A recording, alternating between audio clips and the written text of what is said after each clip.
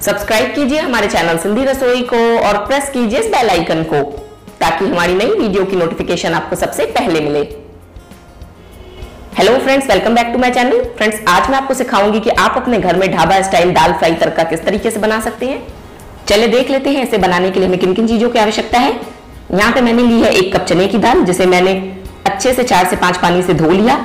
इसके बाद इसे 1 घंटे के लिए फूलने के लिए छोड़ दिया। इस तरीके से दाल बिल्कुल अच्छे से फूल गई है। 1 घंटे तक आपको इसे अच्छे से भिगो के रखना है। इसी के साथ यहाँ पे मैंने लिया है 1 बड़ा प्याज, जिसे मैंने धोकर छीला और कद्दूकस कर लिया है। 1 बड़ा टमाटर, इसे भी मैंने धोकर कद्दूकस किया है। 5 से 6 कलियां लहसुन की, 1 इंच का टुकड़ा अदरक का और 1 हरी मिर्च, जिसे हम क्रश करके यूज करेंगे। मसालों में हमें चाहिए नमक स्वाद अनुसार, आधा छोटा चम्मच लाल मिर्च पाउडर, आधा छोटा चम्मच हल्दी पाउडर, 1 छोटा चम्मच धनिया पाउडर और आधा छोटा चम्मच गरम मसाला पाउडर। साथ ही हमें चाहिए 1 छोटा चम्मच कस्तूरी मेथी और कश्मीरी लाल मिर्च पाउडर, जिससे कि दाल को बहुत ही अच्छा कलर मिलेगा। चलिए हम दाल बनाना स्टार्ट करते हैं। सबसे पहले हमें दाल को बॉईल करना है, तो यहाँ पे मैंने ले लिया है कुकर। कुकर में मैं डाल दूंगी भिगोई हुई चने की दाल।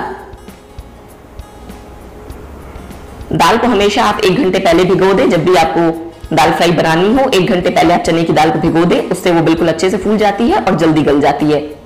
अब मैंने यहाँ पे ऐड किया है पानी। पानी दोस्तों आपको इतना डालना है कि पानी का लेवल दाल से 1/2 इंच ऊपर होना चाहिए। बहुत ज्यादा पानी आपको ऐड नहीं करना है, नहीं तो दाल गलने में बहुत ज्यादा टाइम लेगी, तो इस बात का आप ध्यान रखें। अब मैं इसमें डालूंगी नमक। नमक आप अपने स्वाद अनुसार डालें। मैंने यहाँ पे आधा छोटा चम्मच नमक डाला है। कुकर का ढक्कन मैं बंद करूंगी और इसे हाई फ्लेम पे 2 सीटी लगवाऊंगी और फिर 3 सीटियां मैं ऐसे मीडियम फ्लेम पे दिलवा दूंगी। इसके बाद हम इसका प्रेशर रिलीज होने तक वेट करेंगे। कुकर में सीटियां लग गई हैं, उसका प्रेशर भी अब निकल चुका है। चलिए हम चेक करते हैं दाल गली है या नहीं। दाल गल गई है, मैं आपको चेक करके दिखाती हूँ। इस तरीके से किनारे से ही हमेशा आप स्पैचुला लगाएं और दाल के दाने निकाल के इसे अपने हाथों से मसल के देखें। अगर ये अच्छे से मैश हो जा रहे हैं तो यानी कि दाल गल गई है। उसके बाद ही आप इसमें इस तरीके से करछी लगाएंगे। कभी भी आप बिना गली हुई दाल में करछी ना लगाएं, नहीं तो अगर आप उसे दोबारा सीटियां भी लगवाएंगे तो वो नहीं गलेगी। इस बात का भी आपको ध्यान रखना है और बहुत ज्यादा करछी दाल में नहीं लगानी है, नहीं तो दाल के दाने टूट जाएंगे। अब यहाँ पे मैंने ले लिया एक पैन, इसमें मैं डाल रही हूँ 1 कड़छी घी। घी को हम बिल्कुल अच्छे से गर्म करेंगे। आप चाहें तो रिफाइन ऑयल में भी इसे बना सकते हैं, बट घी में इसका टेस्ट बहुत ही अच्छा आता है।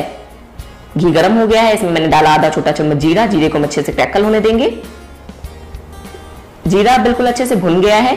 फ्लेम को मैंने कर दिया लो और इसमें डाल रही हूँ ग्रेट किया हुआ प्याज। प्याज को हम बिल्कुल अच्छे से चलाते हुए मीडियम फ्लेम पे सुनहरा होने तक पकाएंगे, जब तक इसमें बिल्कुल अच्छा सा गोल्डन कलर नहीं आ जाता। ये देखिए प्याज बिल्कुल अच्छे से गोल्डन हो गया है। आप देख सकते हैं कितना अच्छा कलर आया है। मैं एक बार आपको बिल्कुल नजदीक से दिखाती हूँ। ये देखिए। अब मैं इसमें डालूंगी आधा छोटा चम्मच कश्मीरी लाल मिर्च पाउडर। दोस्तों, जब आप मिर्च ऐड करेंगे फ्लेम लो होनी चाहिए, इस बात का खास ध्यान रखें, नहीं तो मिर्च जल जाएगी और साथ ही साथ आपको खांसी उठेगी। लो फ्लेम पे आपको कश्मीरी लाल मिर्च पाउडर ऐड करनी है और इसे अच्छे से मिला लेना है। अब मैं इसमें डालूंगी टमाटर जो हमने ग्रेट करके रखे थे। यहाँ पे 1 बड़ा टमाटर मैंने यूज किया है। इसे भी बिल्कुल अच्छे से मिक्स करूंगी। अब हम इसमें मसाले ऐड करेंगे। आधा छोटा चम्मच तीखी लाल मिर्च पाउडर, ये नॉर्मल जो हम घर में लाल मिर्च पाउडर यूज करते हैं वो थी। आधा छोटा चम्मच हल्दी पाउडर, 1 छोटा चम्मच धनिया पाउडर, आधा छोटा चम्मच गरम मसाला पाउडर। सभी मसाले मैंने इसमें डाल दिए हैं। इन्हें बिल्कुल अच्छे से मिक्स कर लूंगी। फ्लेम मैंने लो रखी है। अब मैं इसमें डालूंगी अदरक, लहसुन और हरी मिर्च। दोस्तों, आप एक बात नोटिस करें, मैंने अदरक, लहसुन और हरी मिर्च तीनों को अलग अलग क्रश किया है। आपको भी इन्हें अलग अलग ही क्रश करना है। साथ में अगर आप क्रश करेंगे तो फ्लेवर उभर के नहीं आएगा। इन सबको हम बिल्कुल अच्छे से मिक्स करेंगे और मसाले को तेल छोड़ने तक पकने देंगे। मसाले में से ऑयल सेपरेट हो गया है, आप देख सकते हैं। अब मैं इसमें डालूंगी क्रश करके कस्तूरी मेथी।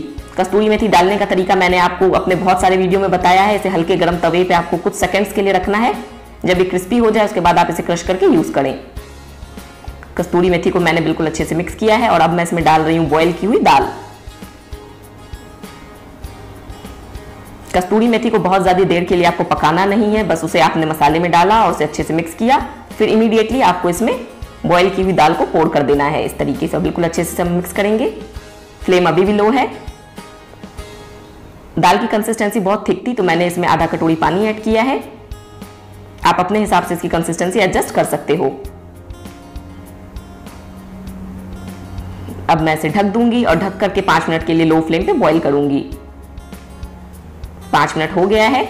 ये देखिए दाल में से जो हमने घी डाला था वो पूरा सेपरेट हो गया है, यानी कि दाल पक के तैयार है। जब भी दाल में से घी इस तरीके से सेपरेट हो जाता है आप समझ जाएं दाल बन गई है। चलिए अब मैं आपको इसे सर्व करके दिखाती हूँ। फ्लेम को मैंने ऑफ किया है। इसी तरीके से दोस्तों आप भी अपने घर में ढाबा स्टाइल चना दाल फ्राई बनाएं। रेसिपी कैसी लगी कमेंट सेक्शन में लिख के जरूर बताएं। वीडियो पसंद आई हो तो चैनल को सब्सक्राइब करें, वीडियो को लाइक करें। अब आप मुझसे कनेक्ट हो सकते हैं सोशल नेटवर्किंग साइट पे भी, लिंक मैंने डिस्क्रिप्शन बॉक्स में डाल दी है। मिलते हैं नेक्स्ट रेसिपी के साथ, तब तक के लिए goodbye and thanks for watching my videos.